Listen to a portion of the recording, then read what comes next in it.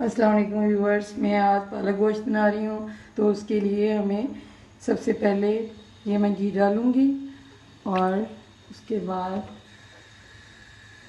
प्याज,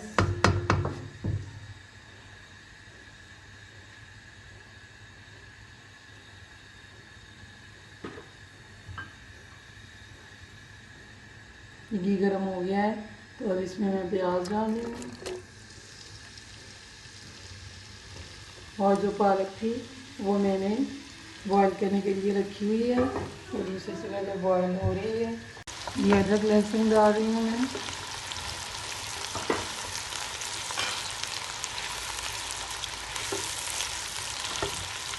और ये टमाटर है,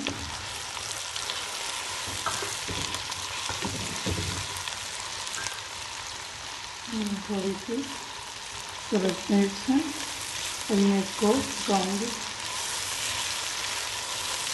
ये देखिए ग्रेवी बन चुकी है। अब इसमें मैं चिकन डाल रही हूँ। अभी मैंने इसमें नमक मिर्च नहीं डालना, वो बाद में डालूँगी। पहले इसको फ्राई करूँगी। जब ये अच्छी तरह फ्राई हो जाएगा फिर मैं आपको दिखाती हूँ। ये देखें मैंने इसको 2 मिनट फ्राई कर लिया है। तो इसको ज़्यादा फ्राई नहीं करना वरना ये इसका कलर चेंज हो जाएगा।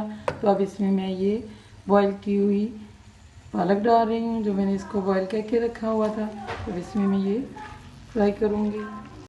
ये पालक को मैंने 1 मिनट फ्राई कर लिया है।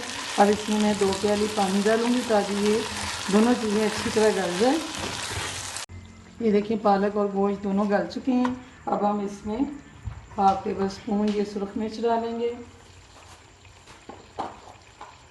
और 1/2 टेबल स्पून हम हल्दी का डालेंगे।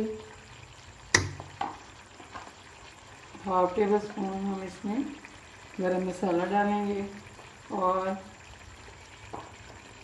1/2 टेबल स्पून हम इसमें पिसा हुआ धनिया डालेंगे और 1/2 टेबल स्पून हमें इसमें नमक डालना है।